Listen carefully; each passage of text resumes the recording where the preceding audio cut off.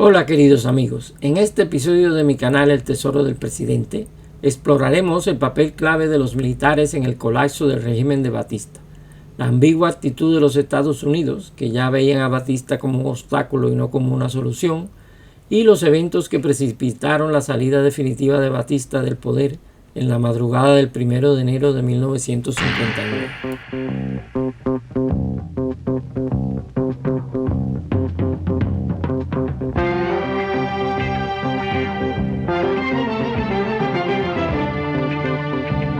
Entre Batista y los militares fue surgiendo un desapego profundo. El presidente buscaba proyectar una imagen de político civil, demócrata, ajeno al ejército. Desde 1939 nunca más vistió el uniforme, aunque ostentaba el grado honorario de general. Este llamado complejo democrático de Batista, según algunos observadores, llegó a interferir en las decisiones militares más críticas, especialmente contra la insurgencia en Oriente. Muchos oficiales se quejaban de que Batista insistía en dar las órdenes personalmente, dejando de lado a los profesionales. Sus decisiones militares estaban condicionadas por razones políticas, o sea, él pretendía que no había guerra y que todo estaba en calma.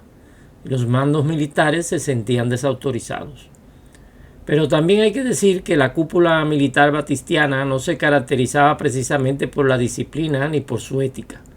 Incompetentes en lo técnico y en muchos casos carentes de honor, muchos altos mandos toleraban y cometían abusos y corruptelas, principalmente todos aquellos que provenían de 1933, que habían pasado de sargento a coroneles y generales sin pasar por ninguna academia militar. En diciembre de 1956, tras el desembarco de Fidel Castro, Batista primero envió una pequeña fuerza para enfrentarlo. Al final fue convencido para enviar una tropa más numerosa. Más tarde, tras el combate de Alegría de Pío, en que fue diezmada y dispersada la tropa de Castro, Batista ordenó detener las operaciones para dar un golpe publicitario. Esta orden, que dejaba a Castro el paso libre hacia la Sierra Maestra, causó enorme disgusto entre los militares. Batista desconocía la Sierra Maestra. Aunque era general, nunca recibió formación militar y jamás pisó esa región. Estaba convencido de que Castro no podría sobrevivir allí. Consideraba que era un espacio muy agreste y salvaje. Al parecer desconocía que en la sierra ya vivían unas 50.000 personas. Ordenó lanzar volantes desde avionetas, ofreciendo garantías a quienes se rindieran. En Santiago de Cuba, el jefe del regimiento Antonio Maceo, general Díaz Tamayo, viejo compañero de Batista, se mostró pasivo durante el alzamiento del 30 de noviembre de 1956, llevado a cabo por militantes castristas en apoyo al desembarco de Fidel Castro. Mantuvo a sus tropas acuarteladas mientras los fidelistas incendiaban edificios y prácticamente se adueñaban de la ciudad. Finalmente, el día 2 llegaron desde La Habana 500 soldados, bajo el mando del coronel Barrera, quien rápidamente controló la situación. Este oficial, de grado inferior a Tamayo, tuvo que ser enviado, según palabras de Batista, ante la rara actitud adoptada por Díaz Tamayo. El 13 de marzo de 1957 ocurrió el asalto al Palacio Presidencial, protagonizado por Menelao Mora, de la Organización Auténtica, y Carlos Gutiérrez Menoyo, del Directorio Estudiantil, con la intención de ejecutar a Batista. El presidente de la Federación Estudiantil Universitaria, la FEU, José Antonio Echeverría, asaltó una popular emisora de radio para dar a conocer a la nación entera la muerte del presidente. ¡Pueblo de Cuba! En estos momentos acaba de ser ajusticiado revolucionariamente el dictador Fulgencio Batista. En su propia madriguera del Palacio Presidencial, el pueblo de Cuba ha ido a ajustarles cuentas. Y somos nosotros, el directorio revolucionario, los que en nombre de la revolución cubana hemos dado el tiro de gracia a este régimen de oprobio. Cubanos que me escuchan, acaba de ser eliminado. El ataque estuvo cerca del éxito. Los asaltantes tomaron 2 plantas del edificio, pero no lograron alcanzar la tercera, donde se encontraba el presidente con su familia. Los escoltas impidieron la tragedia. Los 3 líderes del asalto murieron en la acción. En el futuro pienso hacer un vídeo monográfico de mi canal dedicado a este asalto. En abril de 1956 se descubrió la conspiración de los puros. encabezada por el coronel Ramón Barquín. Participaron más de 600 oficiales. Estos eran oficiales de academia que tenían inspiración ortodoxa. La mayoría de estos oficiales fue perdonado o enviados al retiro con pensiones o al extranjero, salvo Barquín, que sí que fue encarcelado, y otros pocos seguidores, como Borbonet y José Ramón Fernández. En septiembre de 1957 estalló otro alzamiento en la Marina de Guerra, en la base naval de Cayo Loco en Cienfuegos, apoyado por el político del autenticismo Antonio Tony Varona. Tras el fracaso, Batista encargó al primer ministro, doctor Jorge García Montes, que acompañara personalmente a Tony Varona hasta una embajada en donde se asiló, después de haber permanecido varios días detenido en el Buró de Investigaciones. También Justo Carrillo, del movimiento Montecristi, se salvó gracias a la intervención directa del propio presidente. Batista no tomó medidas drásticas contra ninguno de estos conspiradores. Los militares ni siquiera eran expulsados, pasaban a retiro con buenas pensiones o eran enviados a alguna embajada. Contrasta con lo que ocurría en el otro bando, donde Fidel y Raúl Castro fusilaban a campesinos y guerrilleros ante la mínima falta o sospecha. El coronel Piedra, jefe del Buró de Investigaciones, dijo que estos opositores tenían el mejor abogado del mundo, refiriéndose a las constantes intersecciones de Batista a su favor. Según el coronel Piedra, los asesinatos extrajudiciales ocurrían como respuesta y venganza al terrorismo y a los asesinatos de policías y militares ejecutados por los revolucionarios. Mientras, Batista quedaba como el bueno de la película, mientras los oficiales del ejército o la policía que estaban en la calle persiguiendo a los terroristas, ponedores de bombas, cargaban con toda la responsabilidad.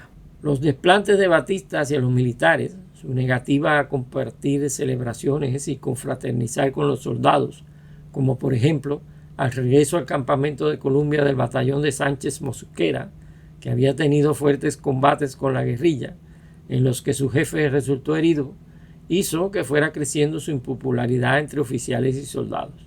Batista insistía en mantener una fachada democrática, lo que lo distanció aún más del ejército. O asumía el rol de hombre fuerte y pacificaba el país, o devolvía las garantías constitucionales y se retiraba. No hizo ni lo uno ni lo otro. Para sustituir la falta de tropas regulares, en marzo de 1958, Batista autorizó una movilización de 14.000 voluntarios, conocidos como casquitos. Jóvenes sin formación militar con un sueldo miserable de 30 pesos al mes y sin derechos a pensión o indemnizaciones. Muchos murieron en combate y la percepción en los cuarteles era que se enviaba a morir a soldados por una causa que no se quería ganar. Al mismo tiempo, Batista afirmaba que no había dinero para el ejército mientras se aprobaban enormes presupuestos para obras públicas. Una decisión que para algunos podría parecer positiva, pero para los soldados era una traición. El 9 de abril de 1958 se lanzó la huelga general, promovida por Fidel Castro, en un intento de paralizar el país y provocar la caída del gobierno. Esta huelga fracasó en parte gracias a la oposición del líder sindical Eusebio Mujal de la Confederación de Trabajadores de Cuba. En ese momento los fidelistas aún evitaban vincularse con los comunistas de la CTC y en general tuvieron poco seguimiento entre los obreros. Pero el puntillazo al régimen de Batista provino, como en otras ocasiones en la historia de la isla de Cuba, del norte. Hasta ese momento el régimen sobrevivía a pesar de las acciones terroristas y las acometidas guerrilleras, asentado en la creencia de que los Estados Unidos era su poderoso aliado natural. La imagen de Batista se desplomó en los Estados Unidos gracias a reportajes como los de Herbert Matthews del New York Times. Este periodista fue autorizado por Batista, que le aseguró la libertad de movimiento por todo el país, y fue llevado por los rebeldes al campamento de Castro, en donde Castro se las arregló de manera tal que hizo desfilar varias veces ante el reportero la misma tropa de apenas 70 hombres. Así, el periodista fue engañado por los rebeldes para mostrar una guerrilla más numerosa de lo que era. Washington, influido por la opinión pública, decretó un embargo de armas en marzo de 1958. Fue el primer embargo norteamericano a Cuba, y no contra Castro, sino contra Batista. Batista se vio obligado a comprar armas en la República Dominicana al dictador Trujillo, las famosas carabinas San Cristóbal. También compró tanquetas israelíes a la Nicaragua de Somoza, tanques y aviones a Inglaterra y fusiles a Bélgica. Muchas de estas armas llegaron ya después del triunfo revolucionario y fueron aprovechadas por Castro.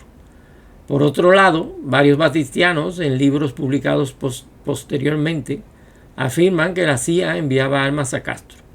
El responsable de la CIA en La Habana, de apellido Williamson, estuvo implicado en la sublevación del coronel Barquín y en el levantamiento de la Marina en Cienfuegos, apoyando a Tony Barona. El coronel Piedra afirma que desde la base de Guantánamo se enviaban armas a la sierra. Los castristas han reconocido que en la toma de Caimanera se empleó un cañón de 20 milímetros procedente de dicha base.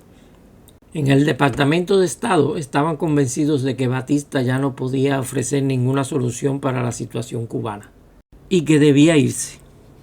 Pero el embajador en La Habana, Errol Smith, estaba convencido de la penetración comunista en el movimiento 26 de julio. El Departamento de Estado prefería una tercera vía, un gobierno con Miró Cardona, Tony Barona y Justo Carrillo. Curiosamente, estos mismos serían los políticos escogidos años más tarde por la CIA para formar el gobierno provisional que debía gobernar si triunfaba la invasión de Girón. Este gobierno estaría respaldado militarmente por Barquín y los oficiales de los puros. El abandono de los americanos fue un mazazo para quienes apoyaban a Batista en la isla. Interpretaron que los Estados Unidos apoyaban a la guerrilla. En medio de esta debacle, Batista insistió en celebrar las elecciones que correspondían al fin de su mandato presidencial, en noviembre de 1958, en las que él no se presentó. Estas elecciones también fueron boicoteadas. La ley de la sierra condenaba a todo aquel que fuese a votar. Recuerdo que aún en 1990, cuando yo estaba en Cuba, el administrador de mi centro de trabajo se vio en la necesidad de darme explicaciones de por qué había ido a votar en esas elecciones. Me dijo que él era empleado público y que si no votaba lo echarían del trabajo. Esto es para que vean el grado de coacción que hubo entre la población para impedir estas elecciones. Este señor le provocaron un trauma que aún 30 años después estaba justificándose conmigo, que yo era un joven que no había nacido en ese tiempo, ni tenía idea de lo que me estaba hablando, y él todavía le duraba el trauma de haber votado en aquellas elecciones. En esas condiciones ganó el candidato oficial Rivero Agüero, que debía tomar posesión el 24 de febrero de 1959. El ejército había perdido la iniciativa, pero al menos mantenía una especie de cerco defensivo para impedir a los rebeldes bajar al llano. Pero para garantizar las votaciones, Batista sacó tropas de este cordón sanitario a la sierra, lo que facilitó el avance rebelde. El ejército entró entonces en franca descomposición. Surgieron conspiraciones como la de los borrachos, que incluyó a los mayores generales Martín Díaz Tamayo y Arístides Sosa de Quesada. Esta conspiración se llamó así porque los complotados se reunían en el bar de un club en La Habana.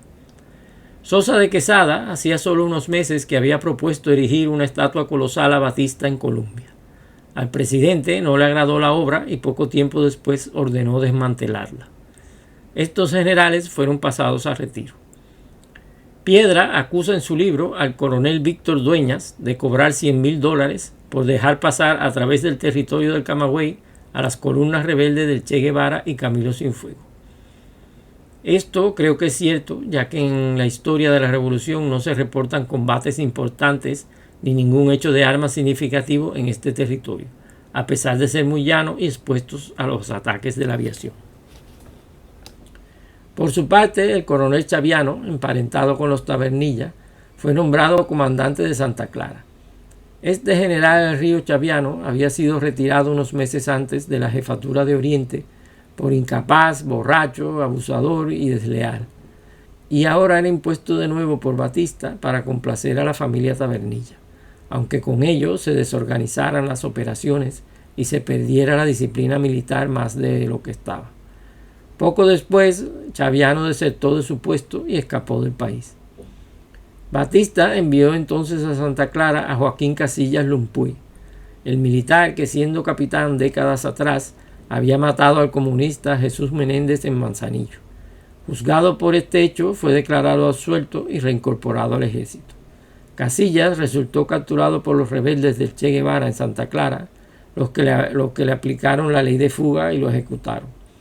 En este punto, Chaviano tuvo las cosas más claras. Otro ejemplo de la desmoralización de que había alcanzado el ejército la tenemos en la entrega del tren blindado de ingenieros, que debía reforzar a las tropas de Santa Clara, la cual se especula que fue una venta. Lo cierto es que el coronel Florentino Rosell, jefe de este tren blindado, en los últimos días de diciembre de 1958 se le vio acompañado por un miembro del movimiento 26 de julio, inclusive en La Habana.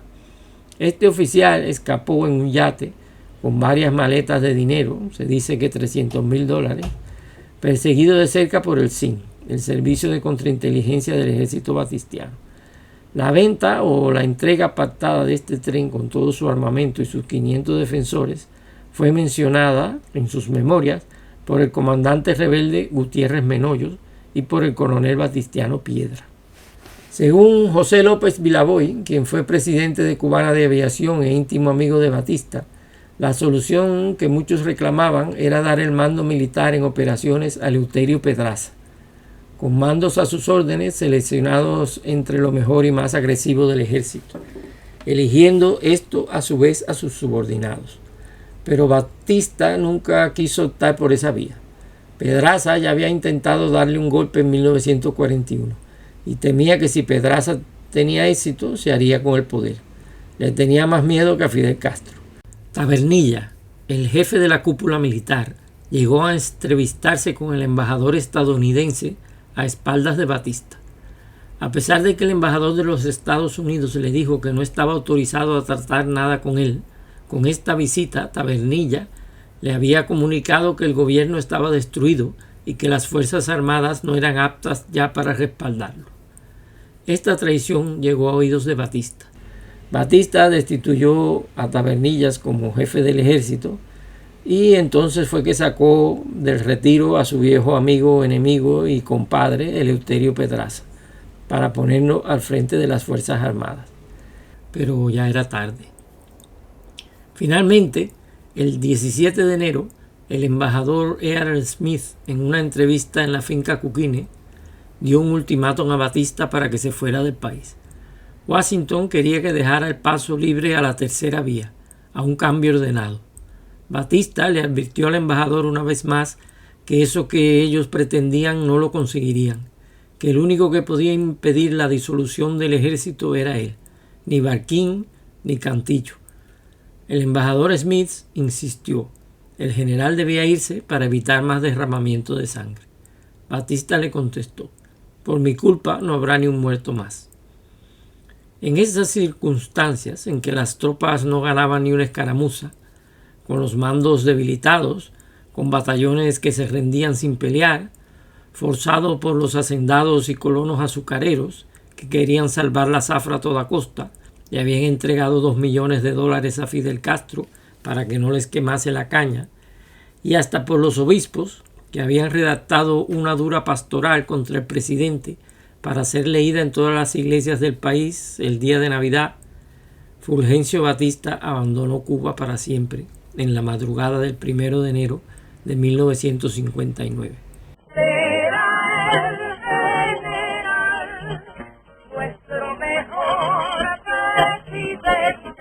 Tal como predijo Batista, los americanos fracasaron en todos sus propósitos. No pudieron imponer una tercera vía que contuviese los afanes dictatoriales de Castro. No pudieron evitar el baño de sangre que comenzó ese mismo día 1 de enero con fusilamientos y linchamientos, y no pudieron evitar que Cuba se convirtiera en la punta de lanza del comunismo en América. Hasta aquí el vídeo de hoy. La huida de Batista y su exilio, pasando por los apuros sufridos en Santo Domingo, lo veremos en el siguiente vídeo de esta interesante serie. Pueden suscribirse al canal para que no se lo pierdan, activen la campanita de las notificaciones para que les llegue el aviso de próximas entregas Y si les ha gustado el vídeo, por favor dejarme un link, que esto me ayuda mucho en mi labor. Y hasta luego.